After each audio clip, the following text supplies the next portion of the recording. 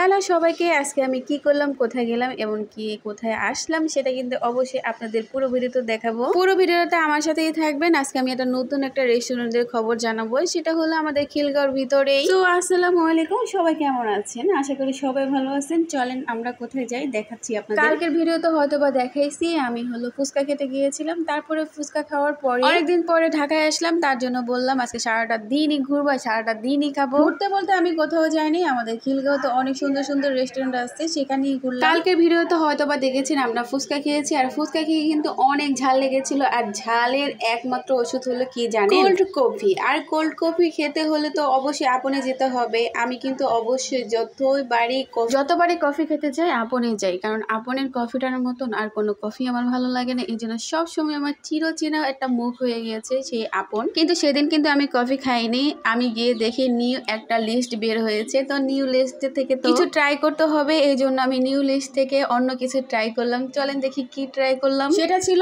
Pasta, আর পাস্তাটা আমি try করলাম। দেখলাম আপনি সবসময় কফি খায়, অন্য কিছু খায়, কিন্তু আজ পাস্তা খাবো। আর পাস্তাটা কেমন হয়েছে জানাবো। আমার কিছু কিন্তু ভালো লাগেনি, তার জন্য আমি আবার অন্য কোথাও চলে গেলাম খাওয়ার জন্য। কোথায় গেলাম জানেন তো? পাস্তাটা খেয়ে আমার কিন্তু একদমই ক্ষুধায় কিচ্ছুই হয়নি। তারপর আবার চলে গেলাম, এটাও ছিল আমাদের খিলগাঁওতে। আজকে ফার্স্ট আমি এই রেস্টুরেন্টের ভিতরে আমি এসেছি খিলগাঁওতে। এর আগে কখনো এটার ভিতরে আমি ঢুকিনি। এটা ছিল কোকো নামের একটা রেস্টুরেন্ট। দেখতে কিন্তু অনেক সুন্দর ছিল আর বড়ও ছিল, আর এত মানুষের ভিড় ছিল। আমি প্রথমে ভাবতেছিলাম যে এখানে মনে হয় এত মানুষ হবে না। অবশেষে চলে আসলো আমার খাবারটা দেখতে যেমন সুন্দর, খেতে কিন্তু তার থেকেও সুন্দর ছিল। আসলে এই খাবারটা প্রথম টাইম আমি অর্ডার করলাম। এর আগে এই খাবার আমি কোথাও অর্ডার করিনি। বাই দ্য ওয়ে এটার নাম কিন্তু আমি ভুলে গিয়েছিলাম, তার জন্য আমি এখানে নিয়ে এসেছি। এটার নাম ছিল অ্যানিমাল ফিশ, মাত্র 260 টাকা দাম। খেতে অনেক ভালো ছিল, খাবারটা মজা ছিল দেখে আমি বাসার জন্য আর একটা কম্বো নিয়ে আসলাম। এরপরে কিন্তু ঘুরে ঘুরে দেখতেছিলাম এটা কিরকম দেখতে। দেখেন সবাই, জায়গাটা